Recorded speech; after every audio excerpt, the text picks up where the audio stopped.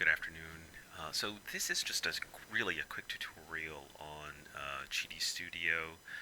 I got into, and specifically on supports.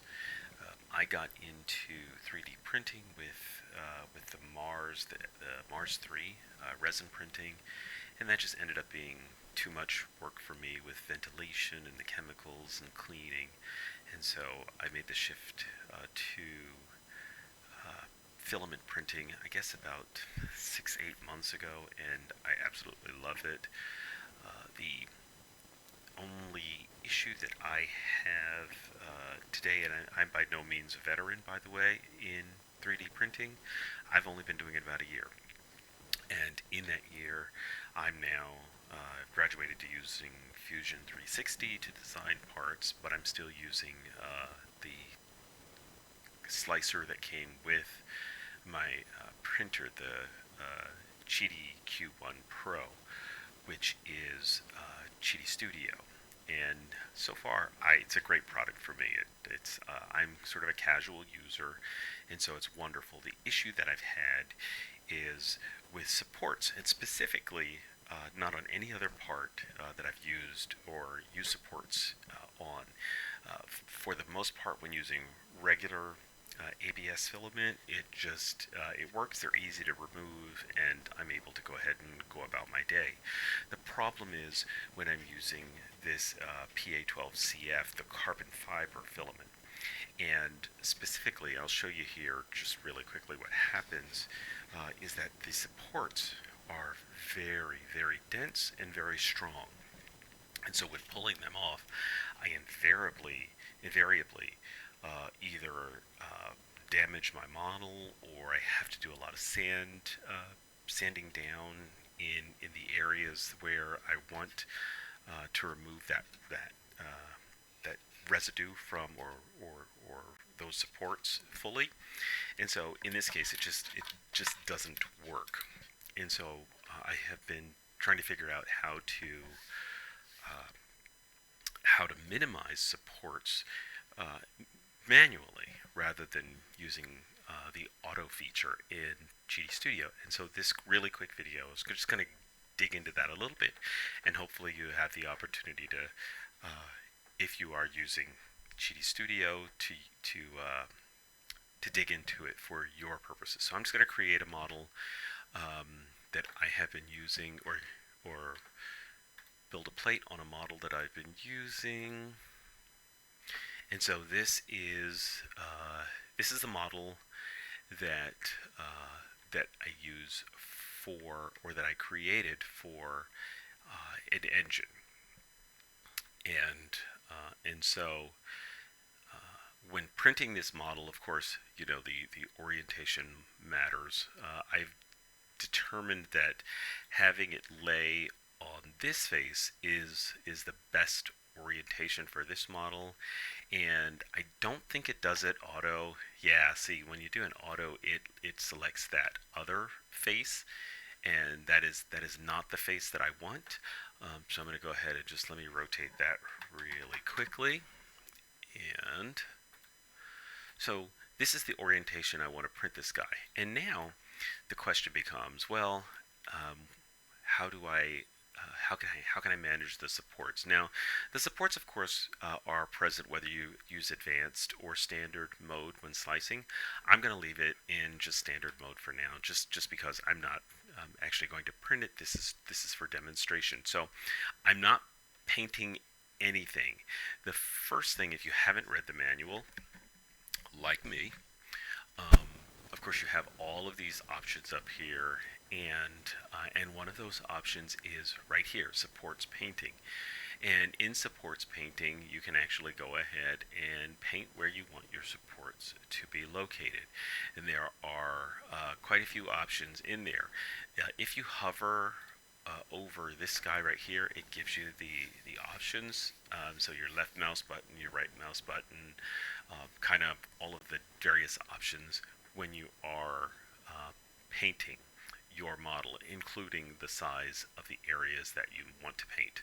So I'm going to go ahead and first of all show you what I'm talking about. I'm just going to use, I'm not going to go through the different types, but in short, normal auto, it auto paints the supports, and they tend to be blocky, and there tend to be quite a lot of them that I think, one, wastes a lot of filament, and two, for me on this model, very difficult to remove. Well, I'll go ahead and show you. I'm going to slice the plate and just select it. So I haven't painted anything on this, and so you can see that those supports are very dense, and in fact are very, very hard to remove. It's pretty straightforward, but again, for me, it's a waste, and doesn't do much in terms of time over tree. So now I'm going to show you tree, and again, not painted. I'm just using the standard support models built into the software, and this one is certainly not as dense as the other one, but you can see there are spaces right around here, around that inner lip, where it's just for my purposes complete overkill. I think that is way too much, and when using carbon fiber, very, very difficult to remove. It's not so difficult in ABS. That works actually really well. This is kind of I would just kind of cut and go if I were printing this in ABS, but because I am printing it in carbon fiber, I really do need them to be the surfaces as clear as possible, because I want to do as little post-processing as I can in this model. Okay, and so let's go back, and we're going to go ahead and paint this. So my model's selected, and I'm going to paint. I'm going to leave it just on the circle, and I like the pen size as it is right now. And so just to go back here really quickly, left mouse button, that's where you're going to go ahead and say provide supports here, and then you can erase them using the shift and the left mouse button. And you can also select areas where you don't want supports to show. And so with that, I am going to go ahead and I'm going to start painting this guy. Now, I know that I want, obviously, I want these areas supported. The cool thing I think about this is it doesn't have to be precise.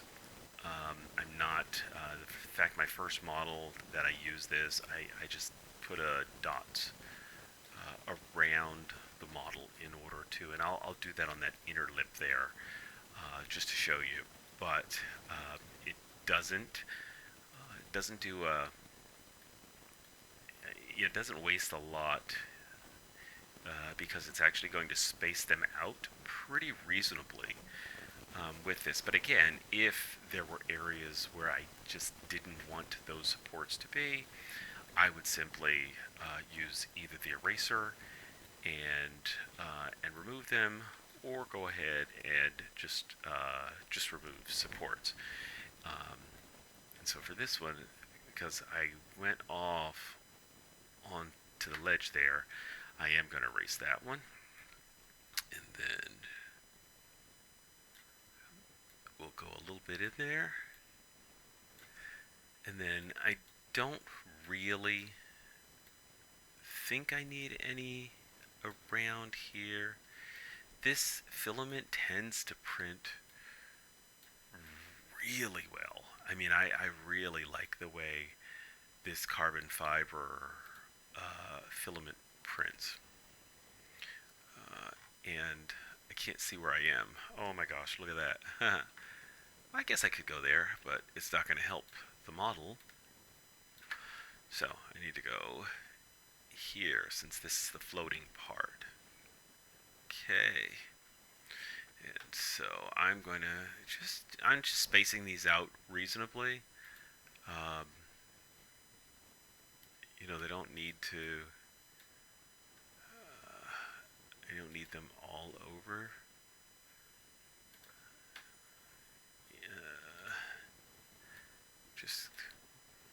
putting some supports in a very reasoned way. And let's get about 3 more in there. 1, 2, and 3. And I think that's it. I think that's all I need on this model. And since it is using tree, I know it's not going to be terribly dense, so let's go ahead and let's slice it and see how it looks now. And you can see that didn't take a lot of time. And so now, taking a look at this, let's get you up here so I can see you. You can see that that is far more reasonable in terms of the amount of supports that have been created, and you can see that they are capturing those areas where we might see a little bit of filament loss, but looks pretty good, I think. But that's as difficult as it is to go ahead and paint these. Now, I've never actually I didn't try the normal just because I don't like that. But I'm gonna slice it and see what the normal looks like now that I've painted those areas. And this, I think, is still, that's way too much. That is not something that I would consider printing.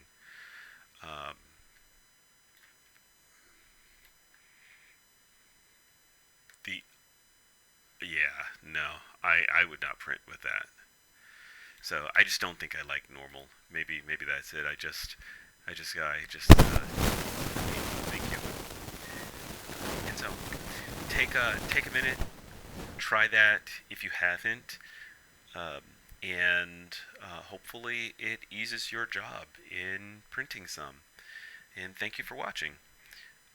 And hopefully I will bring something else in the future, something else that I discover in this software, or maybe I'll just read the manual one day. Thank you for watching.